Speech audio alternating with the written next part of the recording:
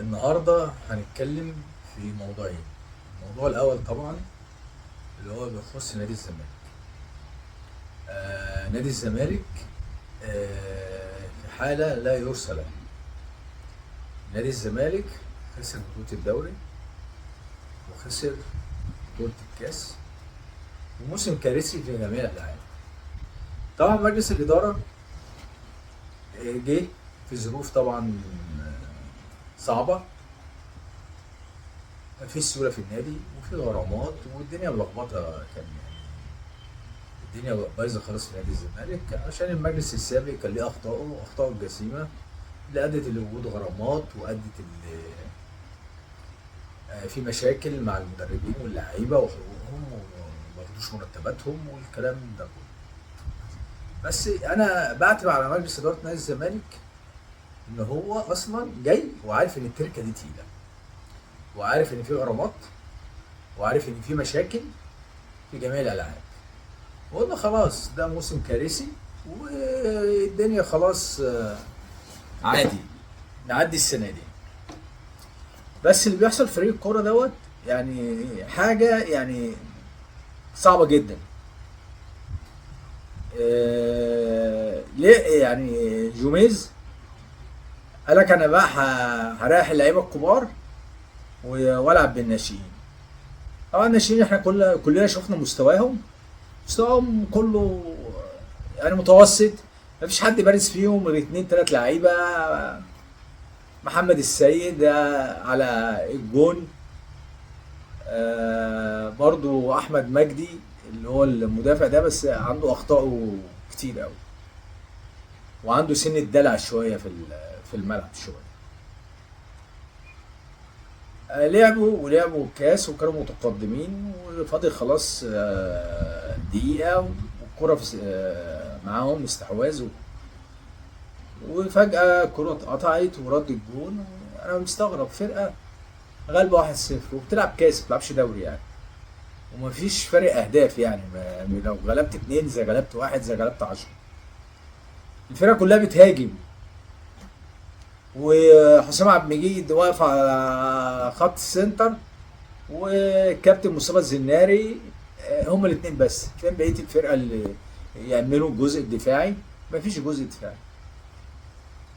وطبعا خدها محمد حمدي زكي ومشي بيها من نص الملعب ومصطفى الزناري ماشي وراه ولا قادر يزقه ولا قادر يعمل معاه فاول وحارسه من نص الملعب لحد خط ال 18 وجاب جول. وطبعا الجون ده دخل خلاص بقى الموضوع كده اتعرف كده. لو الزمالك كان هيكسب كان كسب من الاول والجون ده ما دخلش، فخلاص هو الجون ده دخل. حتى لو وصلوا حتى لو لعبوا للسنه الجايه كان الزمالك هيتغلب. ف طبعا مجلس الاداره مسؤول. طب انت بيلعب بالناشئين ليه؟ طب انت خلاص خسران كل البطولات بتلعب بالناشئين ليه؟ انت عندك ناصر ماهر ده لعب سيزون واحد بتريحه ليه؟ طب قول عبد الله السعيد عنده 39 سنه والراجل بتريحه والكلام ده كله، انما ناصر ماهر ده بتريحه ليه؟ عندك مصطفى شلبي، عندك عمر جابر ريحوا ماتشين 3 برضه ريحتهم. طب انت البطوله دي مش مهمه؟ طب انت البطوله دي ما دام مش مهمه كنت اتسحبت منها. ليه بقى؟ لان هو مجلس الاداره يعني في حاجه غايبه عنه. مجلس الاداره الزمالك ده تاريخ، يعني اي هزيمه دي بيتذكر ان الزمالك اتهزم وخرج من الكاس سنه كام والكلام ده كله. طب انت ليه عملت في نفسك كده؟ وليه انت بيبقى فيه هزايم ليك باستمرار؟ كل ده بيتحسب عليك. لما يجي يقول لك الزمالك لعب الجيش مرتين في الكاس او 3 مرات، الزمالك كسب مره واتغلب مرتين. طب ما انت كنت انسحبت وخلاص، ما دام انت الفرقه مش جاهزه كنت انسحبت. انما اللي بيحصل ده هم بيحرقوا دم الجمهور وبيلعبوا بلا مبالاه وما عندهمش اي مسؤوليه. خصوصا الاستاذ مهاب. استاذ مهاب خارج وزعلان وانت خدت اكتر من 50 فرصه.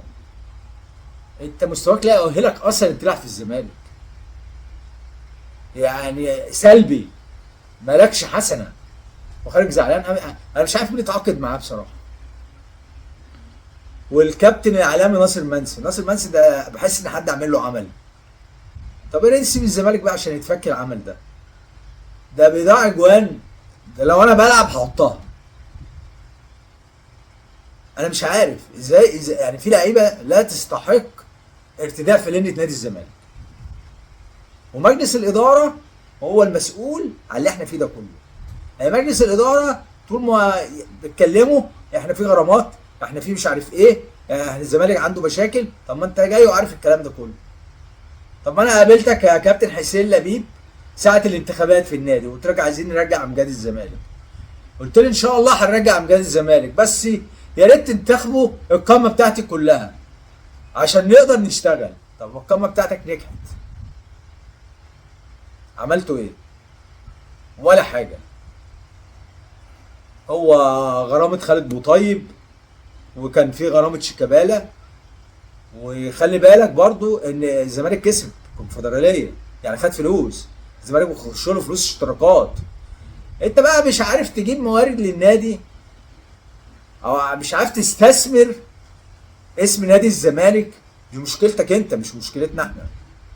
انما الجمهور دوت اللي هو يعني جمهور الزمالك ده الحاجه الوحيده الكويسه بالنسبه لنادي الزمالك. غير كده مفيش. الجمهور ده هو اللي ساند النادي لحد دلوقتي. لولا جمهور نادي الزمالك كان زمان الزمالك ده في طاي نسيان. كان زمانه زي الترسانه والمنصوره والسويس والكلام ده كله. انتوا مش مقدرين قيمه نادي الزمالك؟ خلاص امشوا. حد منكم حد غيركم يجي. تستثمروا في النادي، ما تجيبوا تعملوا شركه كوره، ما تشوفوا راعي للنادي. انما اللي بيحصل ده حرق دم جمهور نادي الزمالك على طول كده. يبقى غالب. يعني انت بدايه الموسم تعادلت مع المقاولين، تعادل معاك في الدقيقه السابعه، ونهايه الموسم طلائع الجيش تعادل معاك في الدقيقه السادسه، والبطولتين الحمد لله خسرتهم. غير بقى ما فيش صفقات ولا في اي حاجه، ولا عارفين راسنا من رجلينا. وبن شرقي الاهلي بيفاوضوا برضه. ما انت خلاص بقى، ما انت مش قد تخش ان انت تشتري لعيبه. اعلن ده لجمهور نادي الزمالك. يعني اعلن ده للجمهور. انا مش قادر. انما ما تقعدش الناس متعشمه، والناس بتتابع اخبار الزمالك، والناس مستنيه اي خبر حلو على الزمالك، وانتوا ما بتطلعوش تتكلموا ولا احنا فاهمين حاجه. الوضع ايه بالظبط؟ انت جبت في يناير 9 10 لعيبه، ما كانش فيهم غير عبد الله السعيد واحمد حمدي وناصر ماهر ومحمد شحاته بس. الزمالك وبعدين المتحدث الرسمي يقول لك اصل احنا موضوع الصفقات دوت لازم ندي اللعيبه مستحقاتها، عشان ده بيأثر على اوضه اللبس بتاعت اللعيبه وهيأثر على الفريق. أثر فريق؟ انت عندك فريق اصلا؟ انت طالع بتقول اي كلام. هو انت عندك فريق؟ انت عايز 20 لعيب اصلا، انت ما عندكش 5 6 لعيبه. النادي الاهلي خد الدوري، وخد بطوله افريقيا، وخد كاس مصر، وعنده قوام محترم، وعنده في كل مركز ما شاء الله 3 لعيبه، وبيجيب لعيبه. ما حدش قال اوضه اللبس والكلام ده كله. طبعا عارف الاعلام بيهدي في الزمالك ويقعد يقول كده ويسخن اللعيبه، انما مع الاهلي ما بيعملش كده. انا عارف الكلام ده كله. طب احنا فين دماغنا؟ فين تفكيرنا؟ هو احنا جايين نعمل ايه؟ احنا جايين نخطط ونخلي نادي الزمالك على الطريق الصحيح.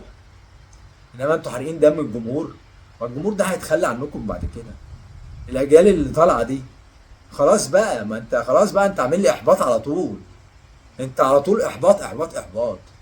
وبعدين انت طلعت وقلت انا هنسحب من الدوري وهنسحب من ماتش الاهلي عشان ليه 4 مطالب اتحققت 3 وخلاص الباقي هتحقق. حققت 3 ايه؟ ده انت اتضحك عليك. ده انت اصلا الحكام اللي انت طالبت انها ما تديرش مباراه تاني على طول داروا تاني يوم دوري الترقي.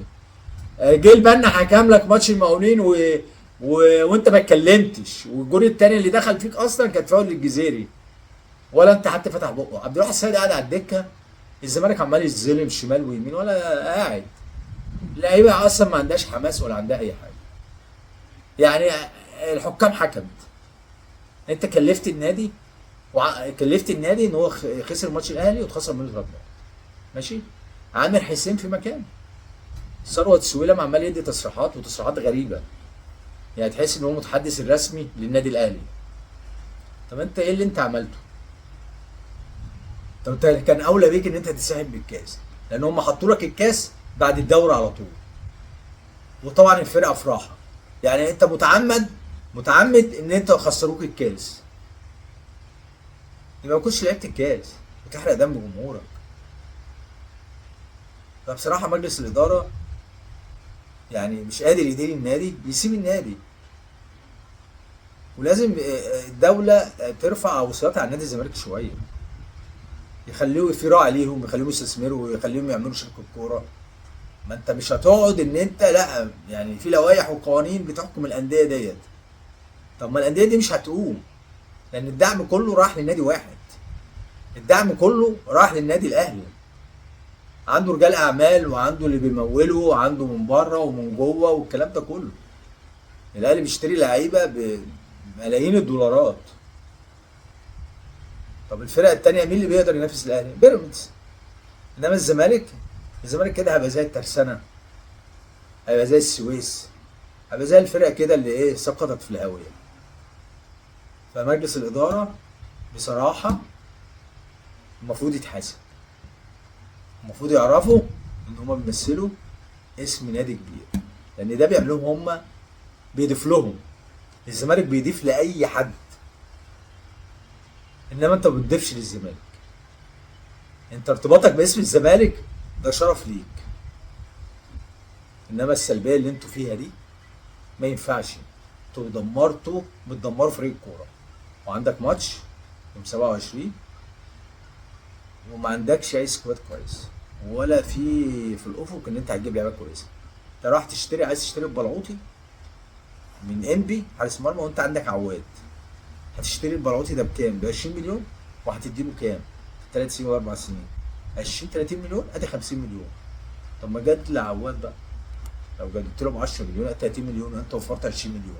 انتوا بتفكروا ازاي؟ الفرقه كلها في مراكز لازم يتم فيها تدعيمات، وانتوا ودن من طين وودن من عجين. فاللي مش قادر ان هو يستوعب ان هو نادي الزمالك ده نادي كبير وليه جماهيريته العريضه في مصر والوطن العربي وافريقيا وعلى مستوى العالم كمان. فانتوا جايبين لعيبه يعني لعيبه هواه، انصاف لعيبه للاسف، لعيبه ما عندهاش فكره على الكوره. وطبعا يعني في حاجات كده، مواقف في المباريات بتحصل تضحك، بجد يعني. واللعيبه ما بتاخدش مستحقاتها. طب ما احنا قلنا المجلس اللي فات هو اللي ما اداش اللعيبه مستحقاتها. طب انت بقالك سنه اهو، واللعيبه برضه لسه عندها ليها مستحقات. اللعيب ده بشر برضه، اللعيب ما ده عايز ياخد فلوسه. طب انت كده حتى لو في لعيب هيجي لك هيخاف يجي لك عشان انت مفيش التزام، مفيش مصداقيه. فاتقوا الله في نادي الزمالك، ويا ريت الدوله ترفع وصيتها عن الانديه الشعبيه، علشان الانديه دي محتاجه رعاه ومحتاجه استثمار في الكوره، ويعملوا شركات كوره ويجي راعي من بره والكلام ده كله. ويا ريت يفصلوا الكوره عن النادي الاجتماعي خالص، يا ريت، لان الزمالك ده نادي كوره.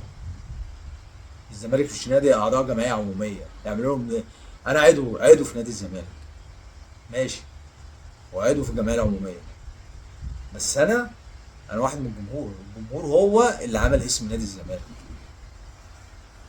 فيا ريت مجلس الاداره ياخد خطوات صحيحه من اجل تصحيح المسار، ومن اجل فريق الكوره يبقى ليه شكله وليه مكانته، لان الجمهور مش متحمل. الجمهور خلاص على اخره. انتوا كده الشعبيه اللي اتعملت للزمالك انتوا بتخلصوا عليها. لا اما بقى فضوها سيره واقفلوا النادي ده، وخلوه نادي اجتماعي. مش هقدر اقول كلام اكتر من كده غير اتقوا الله في نادي الزمالك، وشكرا.